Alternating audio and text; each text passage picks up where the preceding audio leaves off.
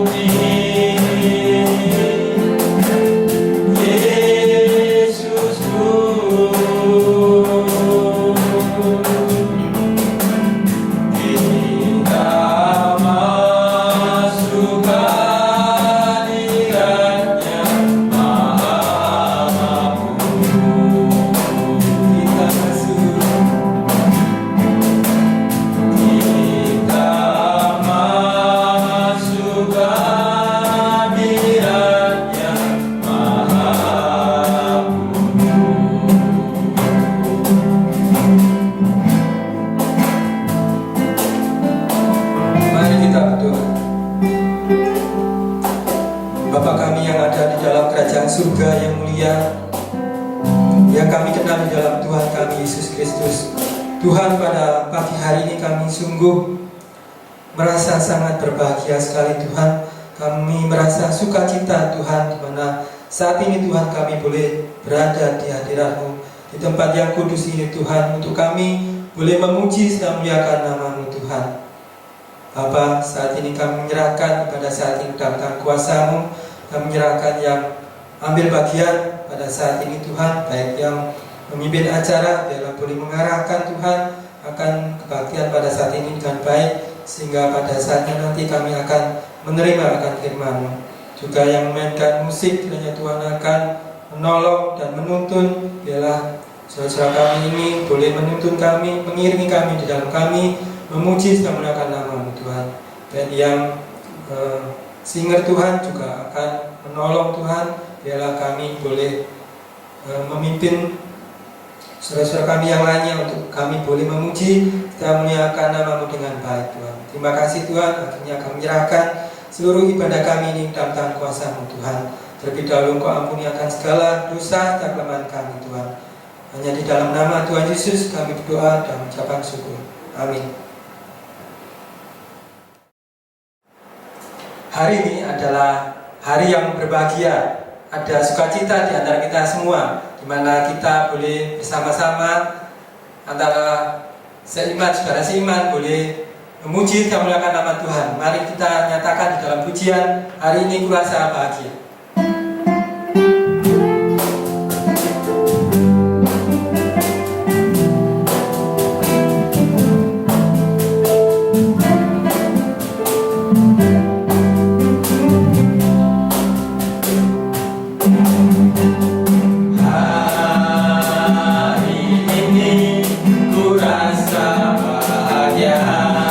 Berkumpul bersama saudara seiman.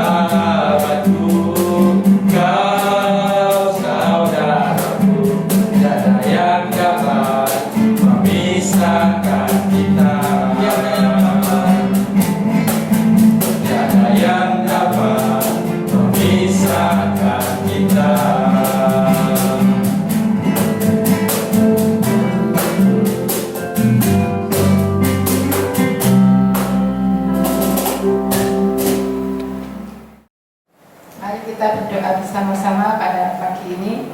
Mari kita berdoa. Tuhan Allah Bapa kami yang bertata dalam kerajaan surga, kembali Tuhan pada pagi ini kami mengucap syukur dan terima kasih atas berkat dan anugerah yang Tuhan berikan pada kami, sehingga kami boleh hadir di hadapan-Mu pada saat ini. Pada pagi yang cerah ini Tuhan, kami menaikkan doa syafaat kami kepada Engkau pada hari ini, di mana kami ingin menyerahkan bangsa dan negara kami. Pada saat ini Tuhan, bangsa dan negara kami masih dilindungi suasana yang berduka, karena pada saat ini pasien-pasien penderita COVID makin hari makin meningkat dan makin banyak orang yang meninggal. Maka dari itu Tuhan, Engkau akan terus menolong para pemimpin-pemimpin negara, mulai dari Bapak Presiden, Wakil Presiden, sampai Bapak RT, RW yang di daerah-daerah. Tuhan akan terus memberkati mereka, menolong mereka supaya bisa menegaskan ketentuan-ketentuan tentang hidup sehat dan juga mematuhi protokol-protokol kesehatan. Dan biarlah Tuhan, pada saat ini semua warga Indonesia yang sudah tergabung dalam penduduk Indonesia bisa terus membangun akan kebersamaan, menjaga kesehatan, saling menjaga kesehatan diri sendiri dan kesehatan orang lain. Karena kami tahu Tuhan, mengapa pada saat ini banyak penyakit corona yang masih meningkat, karena mereka kurang sadar akan kesehatan diri mereka masing-masing, dan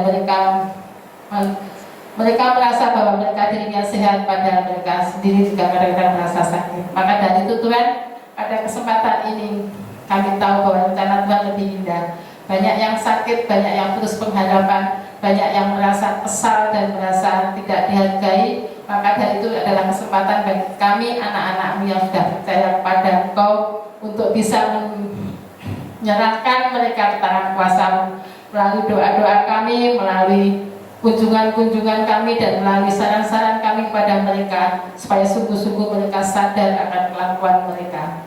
Terima kasih Tuhan Yesus, terima kasih. Kami juga menyerahkan akan resesi ekonomi yang ada di negara kami, dan biarlah Tuhan terus akan menolong orang-orang yang duduk dalam pakar ekonomi supaya sungguh-sungguh bisa meningkatkan semua keadaan ini, sehingga banyak bangsa kami yang bisa hidup layak melalui pekerjaan-pekerjaan yang ada. Terima kasih Tuhan Yesus, terima kasih. Kami juga menyerahkan akan seluruh jemaat Betania pada saat ini satu persatu ke tangan kuasa.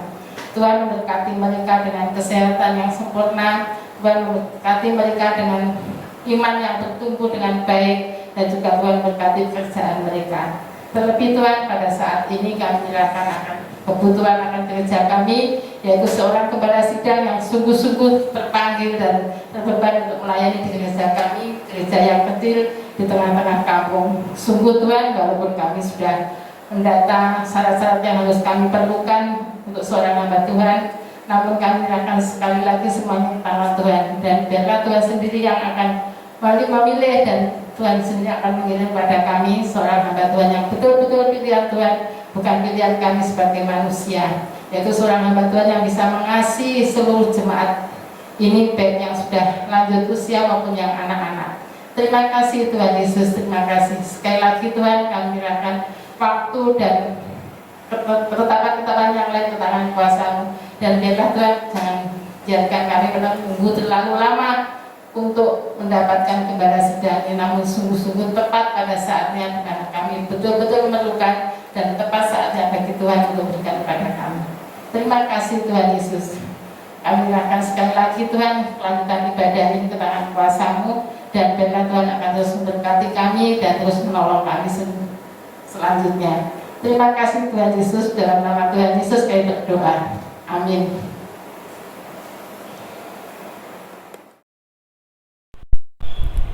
Bacaan firman Tuhan hari ini diambil dari 2 Timotius 3 ayat 10 sampai 17 dari perikop iman bertumbuh dalam penganiayaan dan dalam pembacaan kitab suci.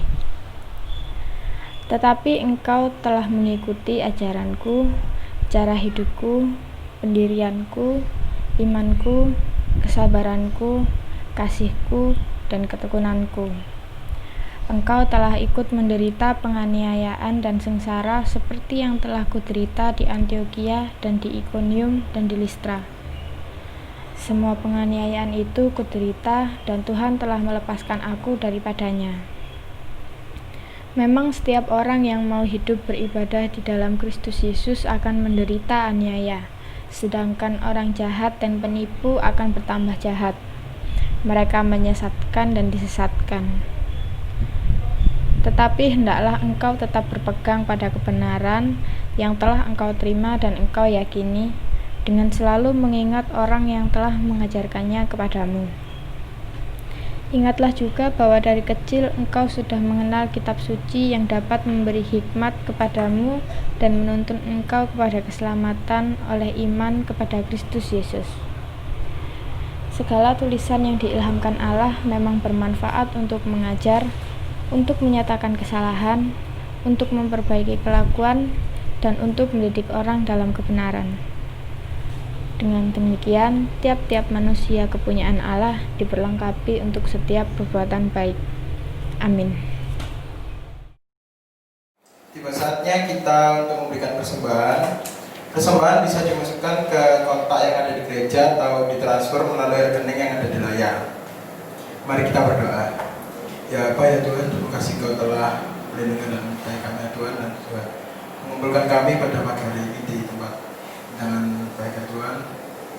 Meskipun kami melaksanakan kebaktian ini dengan cara online ya Tuhan, kami percaya Tuhan, di mana kami beribadah, Engkau masih ada di situ ya Tuhan. Dan juga tadi kami sudah menyerahkan sedikit berkat kami ya Tuhan, semoga menjadi berkat di gereja ini ya Tuhan. Dan juga Engkau berkati juga tangan-tangan yang sudah memberikan ya Tuhan, berkati saat dan juga kehidupannya juga ya Tuhan. Semuanya doa ini kami serahkan ke dalam tangan-Mu, hanya dalam nama-Mu, amin.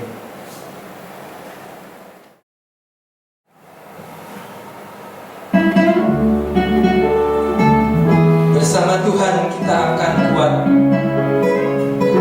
Bersama Tuhan kita tidak akan goyah. Karena Tuhan adalah kekuatan kita. Tuhan adalah kekuatanku. Bersama Dia ku tak akan goyah. Bukan terbang tinggi bagai raja wali, melakukan perbuatan yang besar. Bukan terbang tinggi bagai raja wali, dan melayang tinggi dalam kemuliaannya. Dia bumi bergoncang dan badai menerpa. Bukan terbang tinggi bersamanya.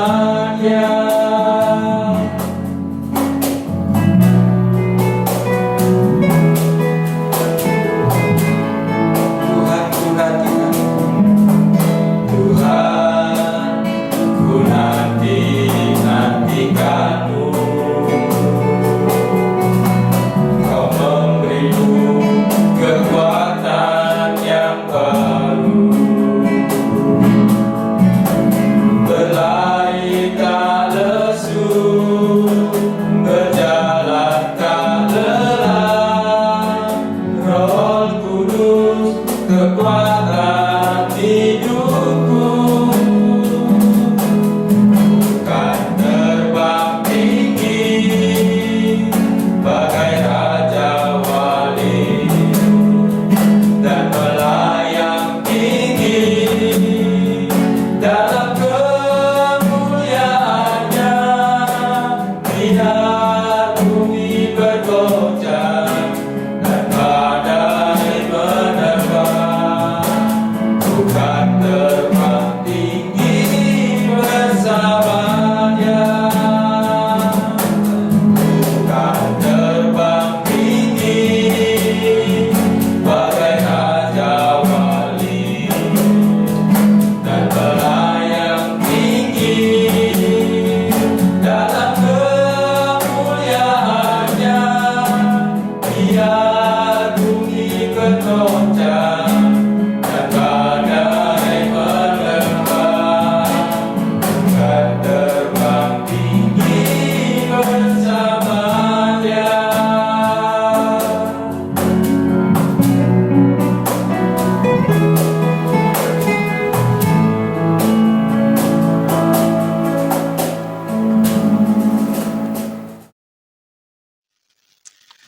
Shalom, selamat pagi Bapak Ibu yang dikasihi oleh Tuhan. Kita bersyukur karena pagi hari ini Tuhan memberi waktu dan kesempatan untuk kita kembali belajar firman Tuhan. Mari kita akan berdoa terlebih dahulu sebelum kita akan mendengarkan kebenaran firman-Nya. Mari kita tunduk kepala, kita berdoa. Bapa kami yang di surga, kami bersyukur karena pagi hari ini kemurahan dan berkat Tuhan membuat hari ini kami ada sebagaimana kami ada. Pagi ini Tuhan kami berkumpul bersama untuk kami bersama memuji dan menyembah Tuhan. Untuk kami belajar kebenaran-Mu Bapa. Maka berkatilah kami dengan hikmat yang dari atas. Supaya hikmat yang dari atas memampukan akal budi kami di dalam menangkap, mengerti dan memahami kehendak Tuhan atas hidup kami sebagai orang percaya. Pakailah hamba-Mu menjadi alat-Mu pagi ini Tuhan. Biarlah kemurahan berkat hikmat Tuhan mengendalikan akal budi hamba-Mu, sehingga setiap kata yang keluar dari bibir hamba-Mu berasal dari Tuhan saja. Dalam nama Tuhan Yesus kami berdoa dan kami bersyukur. Haleluya. Amin. Bapak Ibu dikasihi Tuhan, mari kita bersama-sama kembali belajar kebenaran firman Tuhan. Masih dalam tema tentang pemberitaan Injil, dan pagi hari ini kita akan belajar mengenai menghasilkan murid yang handal dari kitab 2 Timotius pasal 3 ayat 10 sampai dengan ayat 17. Mari kita akan membaca ayat ini bersama-sama.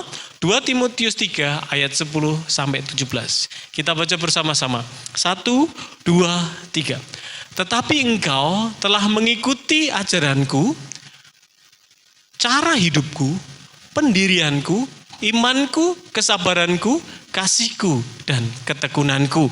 Ayat 11, engkau telah ikut menderita penganiayaan dan sengsara seperti yang telah kuderita di Antiokhia dan di Ikonium dan di Listra. Semua penganiayaan itu kuderita dan Tuhan telah melepaskan aku daripadanya. 12, memang setiap orang yang mau hidup beribadah dalam Kristus Yesus akan menderita aniaya. 13, sedangkan orang jahat dan penipu akan bertambah jahat. Mereka menyesatkan dan disesatkan. 14, tetapi hendaklah engkau tetap berpegang pada kebenaran yang telah engkau terima dan engkau yakini, dengan selalu mengingat orang yang telah mengajarkannya kepadamu. 15, ingatlah juga bahwa dari kecil engkau sudah mengenal kitab suci yang dapat memberi hikmat kepadamu dan menuntun engkau kepada keselamatan oleh iman kepada Kristus Yesus. 16, segala tulisan yang diilhamkan Allah memang bermanfaat untuk mengajar, untuk menyatakan kesalahan, untuk memperbaiki kelakuan, dan untuk mendidik orang dalam kebenaran. 17, dengan demikian tiap-tiap manusia kepunyaan Allah diperlengkapi untuk setiap perbuatan baik. Amin. Bapak Ibu dikasihi Tuhan, judul khotbah pagi hari ini adalah menghasilkan murid yang handal. Sebelum kita mengetahui dan bicara menghasilkan murid, kata menghasilkan berarti ada sebuah proses. Nah, Bapak Ibu dikasihi Tuhan, proses menghasilkan murid yang handal dalam bahasa gereja itulah yang disebut dengan pemuritan. Pemuritan adalah suatu proses memuridkan dan dimuridkan. Jadi ada proses memuridkan dan dimuridkan untuk orang Kristen itu semakin dewasa dan semakin menjadi serupa dengan Kristus Yesus. Untuk menghasilkan murid-murid Kristus yang handal sesuai dengan judul khotbah, maka proses pemuritan tidak bisa dilewatkan. Itu adalah suatu yang wajib dan harus. Sebab tanpa proses ini tidak akan ada murid-murid yang handal. Nah, pelajaran firman Tuhan pagi ini kita akan belajar dari perikop 2 Timotius 3 10 sampai 17 yang kita sudah baca tadi. Ada 3 hal yang bisa kita pelajari. Yang pertama Bapak Ibu, untuk bisa menghasilkan murid yang handal, yang pertama harus ada guru yang handal dan ada murid yang belajar. Saya ulangi, harus ada guru yang handal dan harus ada murid yang siap diajar.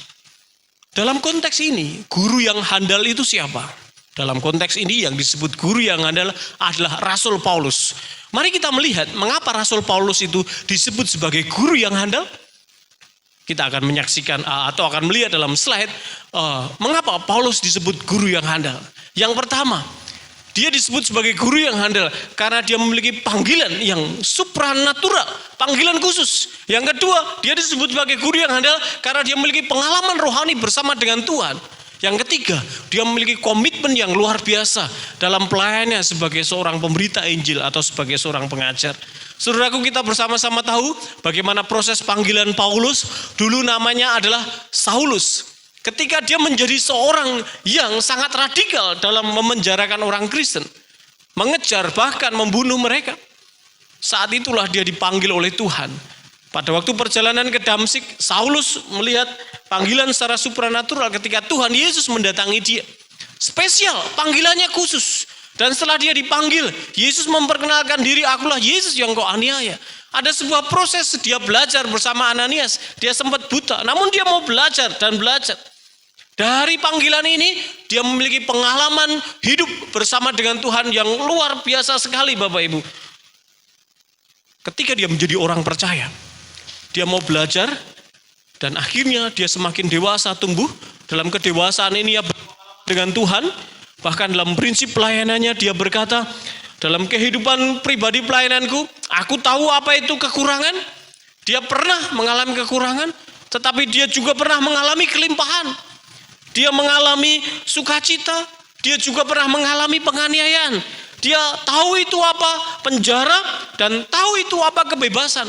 Semua proses itu Bapak Ibu, ia katakan bahwa segala perkara dapat kutanggung di dalam Dia yang memberi kekuatan kepadaku. Dia siapa? Dia Tuhan. Inilah pengalaman rohani bersama Tuhan yang luar biasa yang dialami oleh Paulus.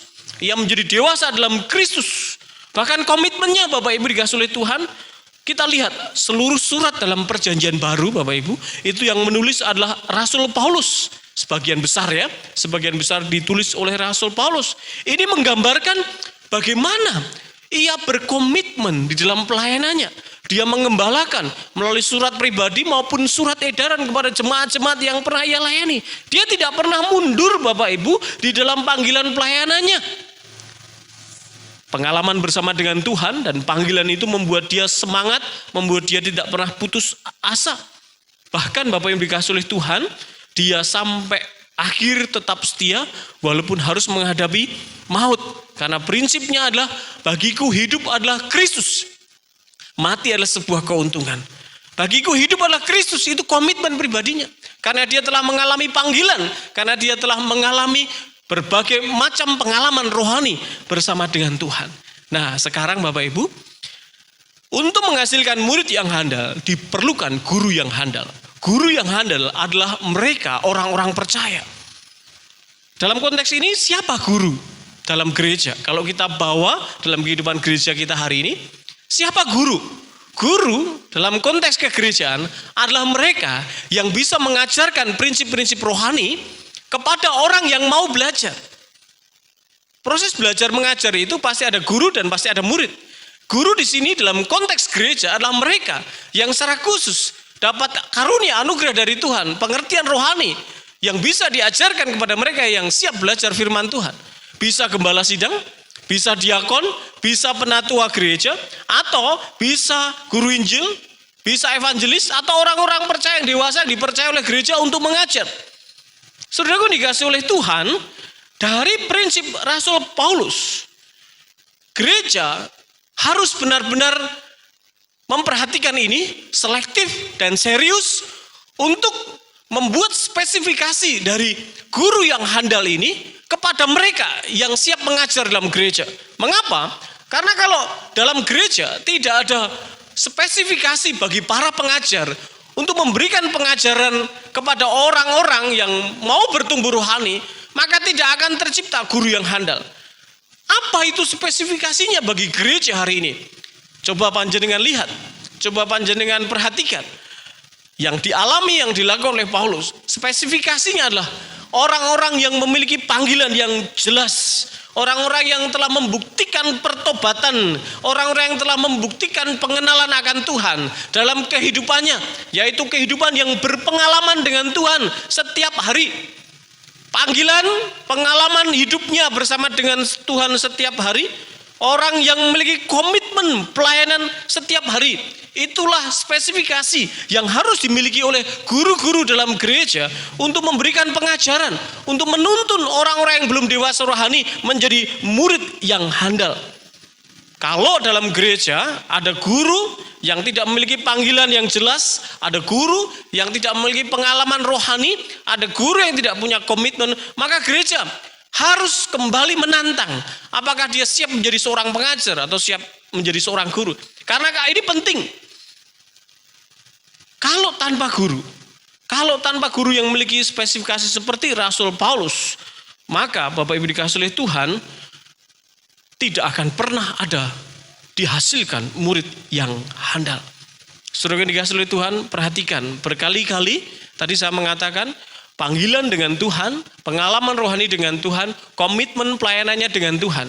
Selalu dengan Tuhan, selalu dengan Tuhan. Mengapa? Karena gereja adalah lembaga rohani di mana Kristus menjadi pusatnya. Kalau relasi seorang guru, pengajar dengan Tuhan yang menjadi pusat, yang menjadi sumber tidak benar, maka tidak mungkin dia akan bisa mengajarkan kebenaran ilahi. Ini penting. Bahasa sederhananya, seorang guru dalam gereja, seorang pengajar harus memiliki tingkat kerohanian yang baik, yang mantap, yang terbukti, yang terlihat dari kehidupan, dalam panggilan, dalam pelayanan, dan komitmennya. Saudara dikasih oleh Tuhan, guru adalah alat, tetapi Tuhanlah subjek, sumber dari hikmat itu. Tanpa relasi dengan Tuhan, seorang guru tidak akan pernah bisa mengajarkan kebenaran.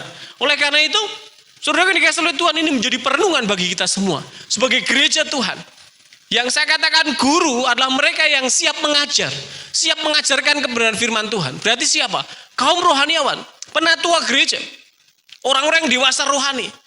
Bapak Ibu jangan berhenti dalam status sebagai penatua atau sebagai rohaniawan atau sebagai orang dewasa rohani. Karena kalau kita cukup berhenti di situ dan tidak mau mengupgrade diri, tidak mau berpengalaman dengan Tuhan setiap hari, maka itu hal yang membuat saudara-saudara akhirnya tidak akan pernah bisa dipakai oleh Tuhan. Jangan sampai ada guru-guru atau orang Kristen yang dipercaya oleh gereja menjadi pengajar, namun ketika dia harus mengajar tidak ada persiapan atau sistem kebut semalam. Besok mengajar, hari ini masih persiapan. Atau ada guru-guru yang meremehkan pelayanan, pengalaman pengajaran ini dengan tidak mempersiapkan diri belajar dengan sungguh-sungguh. Tidak ada guru yang tidak mau mengupgrade. Lebih parah lagi, ada pengajar tidak pernah berdoa, tidak pernah menunjukkan komitmen pelayanan, tidak pernah memiliki dampak yang baik di tengah-tengah kehidupan masyarakat maupun orang-orang gereja. Nah, gereja hari ini harus selektif. Karena prinsipnya adalah ketika kita tidak memiliki spesifikasi ini, maka jangan harap ada murid-murid yang handal. Berarti saya dan saudara pagi ini ditantang oleh firman Tuhan, supaya kita dipanggil untuk menghasilkan murid yang handal, diawali dengan adanya guru-guru yang handal, yang memiliki panggilan yang benar di hadapan Tuhan, pengalaman rohani yang jelas bersama dengan Tuhan, dan komitmen pelayanan bersama dengan Tuhan yang sungguh-sungguh. Baru ini awal, ini menjadi bagian. Kalau itu sudah ada, yang kedua Bapak Ibu, harus ada murid yang dipersiapkan sejak awal. Tadi ada guru yang handal dengan spesifikasi yang demikian. Yang kedua ada murid yang dipersiapkan sejak awal. Dalam konteks ini gurunya adalah Paulus, tetapi dalam konteks ini muridnya adalah Timotius. Mari kita akan lihat Timotius dalam konteks kita pagi ini. Apa yang kita lihat? Kondisi kehidupan Timotius. Lihat, ternyata Bapak Ibu, Timotius itu sejak kecil dibina oleh orang tua yang memiliki iman yang kokoh dan kuat. Jadi keteladanan iman dari orang tua Timotius telah membentuk Timotius sejak dini, sejak awal. Iman orang tuanya mengajari dia. Kemudian orang tuanya Bapak Ibu membawa dia dalam lingkungan hidup yang baik. Ada neneknya, ada ibunya, ada keluarganya yang sama-sama mengenal Tuhan. Yang ketiga, sejak kecil Timotius, ayat-ayat yang kita baca tadi, sudah mengenal kitab suci. Nah, tadi ada guru yang handal, ada murid yang sudah dipersiapkan sejak awal, yaitu murid yang dididik, dibina oleh orang tuanya, murid yang dibawa dalam lingkungan yang baik, dan murid yang diperkenalkan kitab suci sejak kecil. Kitab suci, lingkungan yang baik, teladan orang tua, memberi hikmat, menuntun kepada keselamatan oleh iman kepada Tuhan Yesus. Dalam ayat yang ke-15. Bapak Ibu, jenengan sekarang kita mau coba belajar dalam gereja kita. Dalam gereja, siapakah yang disebut murid? Kalau dalam konteks ini yang disebut murid adalah Timotius. Tetapi siapakah dalam gereja yang disebut murid?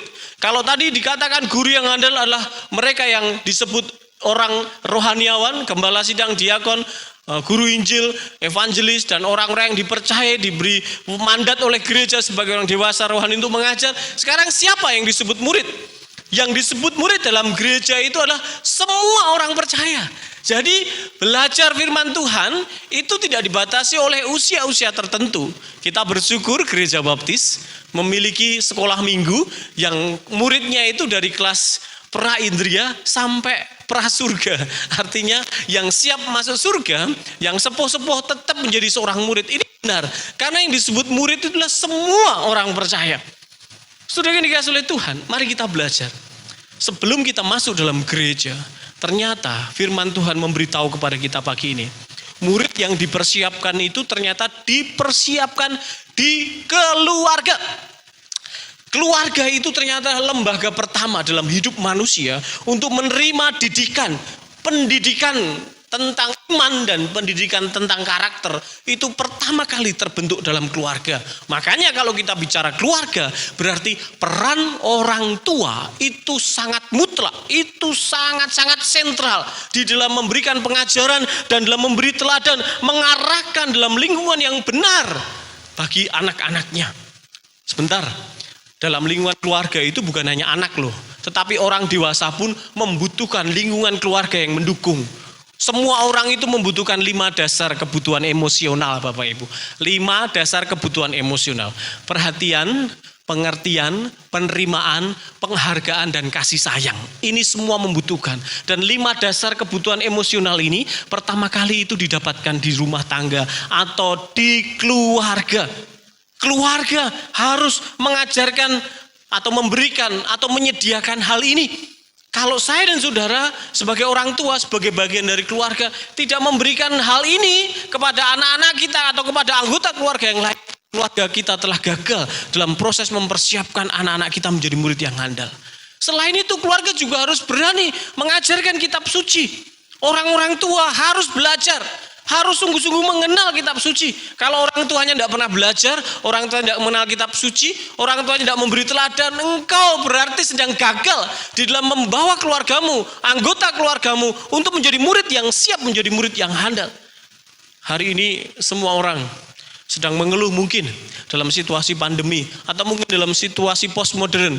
Banyak orang mulai kecanduan gadget, banyak orang mulai kecanduan medsos. Tetapi hari ini, hei engkau orang tua, hei engkau anggota keluarga, tetap seperti firman Tuhan hari ini kita baca.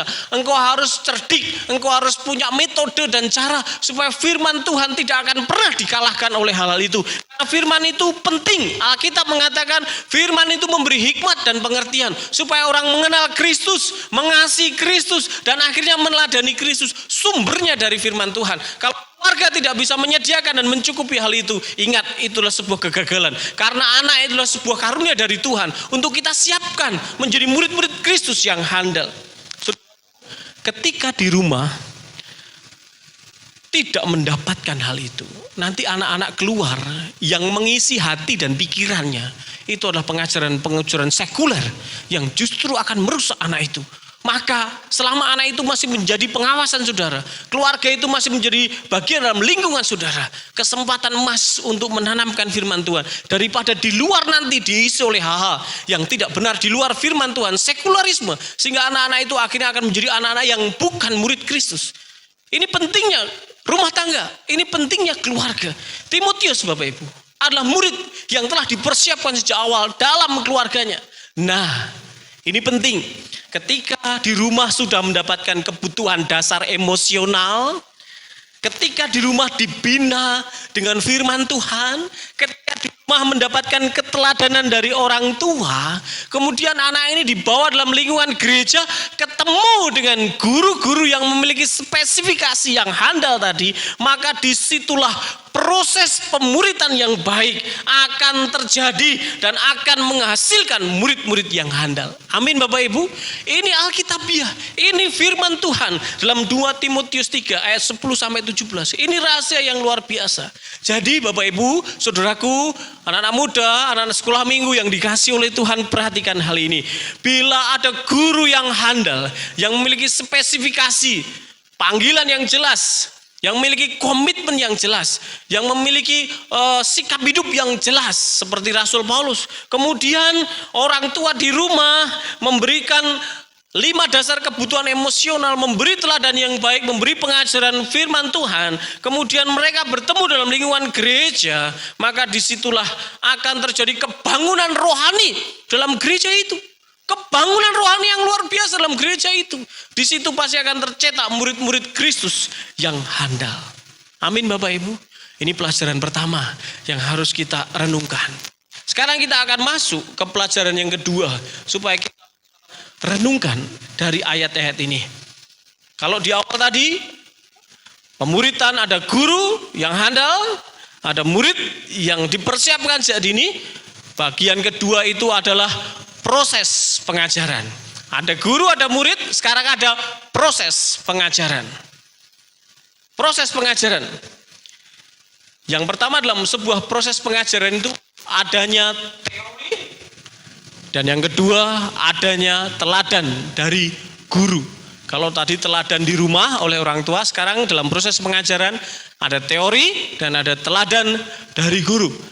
Ada teori yang sumber dari kebenaran firman Tuhan, ada keteladanan dari guru, dan yang ketiga ada pendampingan mentoring yang terus-menerus dilakukan supaya anak-anak mampu mempraktikkan teori yang bersumber dari firman Tuhan itu.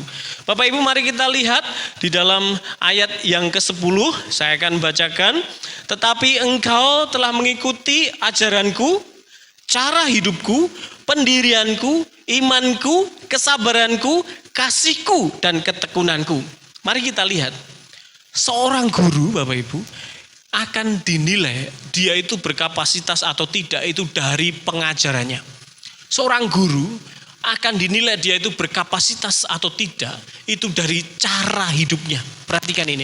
Seorang guru akan dinilai dia berkapasitas atau tidak itu dari pendiriannya, dari imannya, dari kesabarannya, dari kasihnya, dan dari ketekunannya. Ini menjadi penting. Saudaraku dikasih oleh Tuhan, Rasul Paulus dalam konteks ini telah menjadi guru yang baik bagi Timotius. Mengapa? Karena dia bukan hanya mengajarkan ajaran sehat yang berasal dari firman Tuhan, namun dia juga memberi teladan hidup. Sehingga 11 kalau Bapak Ibu baca, engkau telah ikut menderita. Siapa ini? Engkau telah ikut menderita, Timotius. Mengapa dia berani menderita? Karena dia meneladani siapa Bapak Ibu? Paulus. Sekali lagi, ada teori yang bersumber dari firman Tuhan, tapi juga harus ada teladan. Dalam proses pengajaran, seorang guru, tadi saya katakan bisa itu gembala, diakon, penatua, rohaniawan gereja, guru Injil, evangelis, orang-orang yang dipercaya oleh gereja menjadi pengajar. Perhatikan, harus bisa mengajarkan ajaran sehat dari Alkitab. Artinya apa? Dia sendiri harus lebih dulu berpengalaman dengan firman Tuhan. Baru dia mengempartasikan, membagikan itu kepada murid-murid. Kalau seorang guru tidak berpengalaman dengan firman Tuhan, tidak memiliki pengenalan akan firman Tuhan, terus apa yang dia ajarkan? Terus apa yang dia teladankan? Alkitab menjadi satu-satunya sumber pengajaran bagi seorang guru Kristen. Selain itu, guru juga harus mampu memberikan teladan hidup. Seorang guru hanya mampu mengajar, tetapi dia tidak bisa memberi teladan. Itu berarti diumpamakan seperti mata uang yang kehilangan satu sisinya. Atau dalam bahasa gereja, itu seperti iman tanpa perbuatan.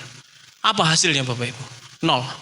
Tidak berfaedah dan tidak ada artinya, dan hanya menghasilkan omongan orang.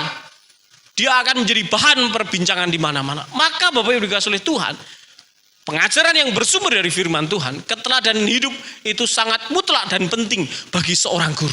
Bagaimana dengan saya? Bagaimana dengan saudara? Saya sebagai gembala, sebagai pendeta, saudara sebagai apa? Sesuai dengan kapasitas saudara sebagai pengajar. Ingatlah hal ini.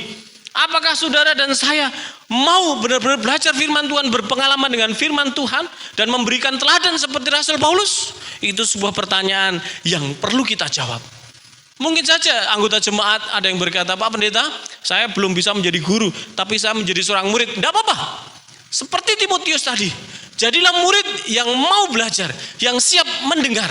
Jadilah murid yang siap meneladani kebenaran. Dan teladan utama kita adalah Kristus Yesus. Ingat, engkau seorang murid, pasti suatu saat engkau juga akan menjadi guru setelah engkau lulus jadi murid. Karena tidak ada murid abadi. Ada murid abadi kalau ada gereja yang dari dulu jemaatnya dari kecil sampai menjadi tua jadi murid terus. Hati-hati Bapak Ibu, berarti ada sesuatu yang salah dalam gereja itu. Ada proses pengajaran yang keliru. Seharusnya seorang yang sudah diajar, berarti dia itu juga dipersiapkan untuk menjadi generasi berikutnya yang menjadi guru-guru juga. Guru-guru sekolah minggu, hati-hati, hari-hari ini jangan remehkan. 5-10 tahun lagi murid yang kau ajar bisa menjadi guru loh. Maka persiapkan dengan sungguh-sungguh supaya mereka nanti menjadi murid-murid yang handal, yang siap mengajarkan kebenaran firman Tuhan. Intinya Bapak Ibu, setiap orang ketika rindu untuk mencetak murid-murid yang handal, maka harus ada proses mengajar yang diawali dengan teori yang bersumber dari firman Tuhan dan keteladanan dari seorang guru. Yang berikutnya Bapak Ibu, dalam proses pengajaran setelah memberi teori dan beri teladan, sekarang proses mentoring, yaitu praktek. Apakah yang dimaksud dengan praktek di sini? Yang dimaksud praktek di sini berarti seorang murid meneladani guru dengan mengikuti ajarannya, mengikuti praktek hidupnya. Seperti Paulus katakan dalam 11, ikut menderita. Itu Timotius. Ikut Paulus mementoring dan berhasil membuat Timotius mengikuti prakteknya. Murid yang baik akan diberikan arahan, akan diberikan ajaran supaya boleh mengikuti gurunya. Nah, dalam ajaran, guru yang baik bukan hanya memberikan teori, tapi memberikan mentoring, bimbingan kepada anak-anak didiknya sampai dia bisa melakukan teori-teori itu. Saya pernah mengajar di SMA Petra Kediri sebagai guru agama. Saya mengikuti beberapa workshop, dan ketika saya menyimpulkan dalam workshop-workshop tentang pengajaran, puncak ujung final dari sebuah pengajaran adalah murid-murid menjadi bisa, bukan sekedar tahu, bukan sekedar paham, tetapi apa? Bisa melakukan dan mempraktekkan apa yang dia pelajari. Nah, untuk membuat bisa, maka seorang guru harus mendampingi, harus memberikan arahan, dorongan, dukungan, schedule bagi mereka untuk melakukan dan mempraktekkan apa yang sudah dipelajari. Jadi guru-guru jangan dibiarkan, jangan dicolke, tetapi diberi perhatian dan motivasi. Lihatlah bagaimana Paulus melakukan hal ini kepada Timotius, dan akhirnya lahirlah seorang Timotius muda, seorang gembala muda, seorang penerus Paulus muda yang dalam bahasa khotbah hari ini menjadi murid yang handal dari proses yang telah Paulus kerjakan. Hari ini mari kita coba lihat bagaimana gereja kita dalam proses pengajaran, dalam kehidupan bergereja, dalam proses pemuritan. Adakah sumber yang benar-benar murni dari Alkitab yang terus kita pegang? Wajib. Dalam proses mengajar di gereja, adakah teladan seperti Paulus dalam ayat 10? Dalam ajarannya, dalam imannya, di dalam komitmennya, di dalam apa tadi Bapak Ibu ayat 10? Banyak ya ayat 10 ya. Pendiriannya, di dalam kesabaran, dalam kasih dan ketekunannya. Apakah dalam gereja guru-guru ada demikian, hal demikian? Ini harus kita jawab. Adakah guru-guru yang menjadi mentoring, mendampingi, mengunjungi murid-muridnya? Ingat, gereja baptis yang disebut murid bukan hanya anak sekolah minggu, tetapi semua orang Kristen, semua anggota gereja itu adalah murid. Maka itu wajib, perlu diberikan perhatian, bimbingan, dan pendampingan untuk mempraktekkan teori-teori pengajaran. Proses pembelajaran adalah hal yang prinsip dan mendasar dalam mencetak murid-murid yang handal. Diperlukan ajaran sehat dari Alkitab, diperlukan keteladanan dari seorang guru, dan dibutuhkan proses mentoring pendampingan untuk mempraktekkan teori sampai murid-murid bisa melakukan. Bagaimana Bapak Ibu? Siap melakukan hal ini? Amin. Puji nama Tuhan. Yang ketiga Bapak Ibu, yang terakhir. Ketika gereja selektif memperhatikan, peduli dengan spesifikasi guru yang handal. Ketika gereja, tubuh Kristus, orang-orang Kristen mempersiapkan murid-murid sejak keluarga dengan memperhatikan kebutuhan emosional mereka, dengan memperhatikan keberadaan anak-anak mereka, keluarga mereka, dengan mengajarkan firman Tuhan. Ketika proses pengajaran dilakukan, baik adanya guru yang handal dan murid yang siap belajar dengan keteladanan, dengan firman Tuhan yang benar, dengan mentoring, maka hasilnya Bapak Ibu dikasihi Tuhan akan terjadi murid-murid yang handal. Ini persis yang dilakukan oleh Rasul Paulus kepada Timotius. Hasil akhir dari proses pemuritan adalah perubahan hidup yang semakin serupa dengan Kristus Yesus. Ada di LCD, bisa ditayangkan. Hasil akhir adalah perubahan hidup seperti Kristus. Ya, ini Bapak Ibu, perubahan hidup seperti Kristus dan terus bermultiplikasi dalam pemuritan. Inilah yang disebut sebagai murid yang handal. Saudaraku, Bapak Ibu, bila semua guru belajar firman Tuhan, semua murid belajar firman Tuhan, maka kedua belah pihak pasti akan sama-sama bertumbuh. Guru berpengalaman lebih dahulu dengan firman Tuhan, dibagikan kepada murid, murid berpengalaman dengan firman Tuhan, sama-sama bertumbuh dewasa. Kedewasaan dan teladan hidup yang diberikan guru kepada murid-muridnya akhirnya akan menjadi pertumbuhan iman yang luar biasa bagi para murid. Karena apa? Firman Tuhan itu berfungsi untuk apa? Mari kita lihat ayat 16. Perhatikan 16, kita baca bersama-sama. 1, 2, 3. Segala tulisan yang diilhamkan Allah memang bermanfaat untuk mengajar, untuk menyatakan kesalahan, untuk memperbaiki kelakuan, dan untuk mendidik orang dalam kebenaran. Perhatikan Bapak Ibu, ada kata-kata apa? Mengajar. Firman Tuhan itu mengajar. Bagaimana kita hidup yang benar. Firman Tuhan itu menyatakan kesalahan apa yang tidak benar dalam hidup kita. Firman Tuhan itu memperbaiki kelakuan apa yang harus aku lakukan setelah aku tahu bahwa aku tidak benar. Dan firman Tuhan itu mendidik orang dalam kebenaran, menjaga orang dalam kebenaran. Bila firman ini benar-benar difungsikan dalam semua level, entah itu murid yang masih kecil, anak-anak, remaja, dewasa, bila firman Tuhan ini difungsikan dalam semua level, pasti Bapak Ibu yang terkasih, di situ akan ada hasil yang luar biasa. Yaitu apa? Ayat 17. Mari kita baca ayat yang ke-17 bersama-sama. 1, 2, 3. Dengan demikian, tiap-tiap manusia kepunyaan Allah diperlengkapi untuk setiap perbuatan baik. Perhatikan kata perbuatan baik di sini. Yang dimaksud perbuatan baik di sini dalam bahasa Alkitab, bahasa Yunani, sama yang dipakai dalam Efesus 2 ayat yang ke-10 adalah visi misi Allah. Efesus 2 ayat 10 berkata apa? Kamu adalah buatan Allah, diciptakan dalam Kristus Yesus untuk melakukan pekerjaan baik yang dipersiapkan Allah sebelumnya, dan Tuhan mengendaki engkau hidup di dalamnya. Artinya apa? Setiap orang Kristen itu diperlengkapi pekerjaan baik itu yang telah dipersiapkan Allah sebelumnya, yaitu apa? Pemberitaan Injil Tuhan, memuridkan. Nah, orang-orang yang telah intent untuk belajar firman Tuhan, yang berfungsi untuk mengajar, menyatakan kesalahan, memperbaiki kelakuan, dan mendidik orang dalam kebenaran, kalau itu intent dan terus-menerus, dari seorang guru kepada murid terus-menerus, akan terjadi Bapak Ibu, hasil yaitu murid yang memuridkan, yang dikatakan dalam ayat 17 itu adalah perbuatan baik. Saudara yang dikasihi Tuhan, ini penting sekali.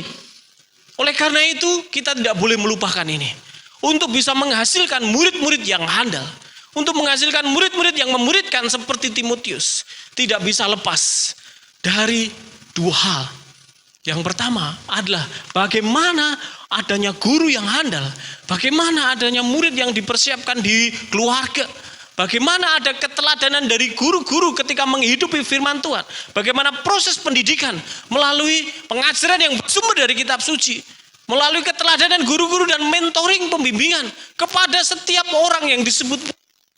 Lepas dari itu, hanya dengan hal itu maka ayat 17 ini bisa terrealisasi, yaitu apa? Menghasilkan murid yang handal, yang siap melakukan pekerjaan baik yang sudah Allah persiapkan, yaitu bermultiplikasi, memuridkan dan memuridkan. Tanpa proses ini maka semuanya tidak akan mungkin terjadi. Bagaimana Bapak Ibu yang dikasihi oleh Tuhan? Apakah kita siap menjadi gereja Tuhan yang memuridkan? Amin. Puji nama Tuhan. Ambil komitmen. Ambil komitmen dalam hati. Dan berjanjilah mulai hari ini, sebagai orang yang telah dipilih, dipanggil oleh Tuhan, aku mau menjadi orang yang mengajar, yang siap belajar firman Tuhan, dan siap memuridkan, dan menghasilkan murid-murid yang handal. Lihatlah jiwa-jiwa di luar. Lihatlah padi telah menguning. Banyak jiwa membutuhkan keselamatan. Dan itu dimulai dari kehidupan gereja, menghasilkan murid yang handal untuk menjangkau jiwa-jiwa yang tersesat. Amin Bapak Ibu. Puji nama Tuhan. Mari kita berdoa bersama-sama. Bapak Ibu yang dikasihi oleh Tuhan, saya mengajak Bapak Ibu saudaraku untuk merenungkan firman Tuhan sejenak. Coba Bapak Ibu melihat diri pribadi lepas pribadi. Bagaimana panggilan saudara di dalam mengikut Tuhan Yesus. Bagaimana komitmen saudara dalam mengikut Tuhan Yesus. Bagaimana pengalaman rohani saudara bersama dengan Tuhan Yesus. Ingat engkau garam, ingat engkau terang. Engkau selalu menjadi surat Kristus yang terbuka, yang dibaca oleh sesama.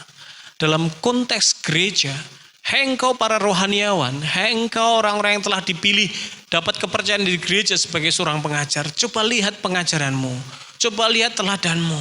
Ingat, ini posisi yang penting di dalam proses menjadikan murid-murid yang handal. Kalau guru-guru tidak memiliki spesifikasi itu, maka engkau hanya akan menjadi gereja yang formalitas, yang tiap minggu ada ibadah gereja, tapi bertahun-tahun, berpuluh-puluh tahun menghasilkan murid yang handal. Ini penting. Hai engkau orang-orang percaya, apakah engkau hanya pasif datang, duduk, diam, dan pulang? Hai engkau anak-anak Tuhan, apakah selamanya engkau menjadi murid abadi? Dari kecil sampai hari ini hanya belajar, tapi tidak pernah mengajar. Ada yang salah. Seharusnya Bapak Ibu, ketika kita menjadi anak-anak Tuhan, menjadi pengikut Kristus, ada progresivitas iman, ada pertumbuhan iman. Dulu aku, tetapi sekarang aku telah menjadi pengajar-pengajar. Harusnya demikian. Mari kita renungkan. Kalau hari ini ada gereja, ada kehidupan persekutuan orang percaya yang tidak menghasilkan murid yang handal, yang hanya begitu-begitu saja, berarti ada proses pengajaran yang perlu diperbaiki. Dan saatnya hari ini kita ambil komitmen sesuai dengan firman Tuhan pagi ini. Kita mau menjadi pelaku-pelaku firman. Mari kita berdoa. Bapa kami yang di surga, kami bersyukur Tuhan atas firman yang pagi ini boleh Engkau ajar bagi kami. Kami diberkati, kami diingatkan, kami ditegur. Dan biarlah kuasa Roh Kudus akan bekerja supaya setiap telinga yang mendengar, setiap hati akan diubahkan untuk kami siap menjadi seorang murid Kristus yang memuridkan. Dengan kami melihat keteladanan Rasul Paulus, keteladanan Timotius dan orang tua mereka, dan kami boleh melihat hasil akhir di mana Timotius menjadi seorang hamba Tuhan yang handal dari proses pemuridan yang melibatkan kuasa Roh Kudus, melibatkan firman Tuhan, melibatkan keteladanan dan melibatkan mentoring dari setiap orang percaya. Biarlah firman-Mu memberkati kami semua, dan biarlah firman membuat kami menjadi pribadi-pribadi yang semangat untuk memuridkan dan menghasilkan murid yang handal seumur hidup kami di muka bumi. Dalam nama Tuhan Yesus kami berdoa dan bersyukur atas firman Tuhan pagi ini. Haleluya. Amin. Selamat pagi. Tuhan memberkati kita semuanya. Amin.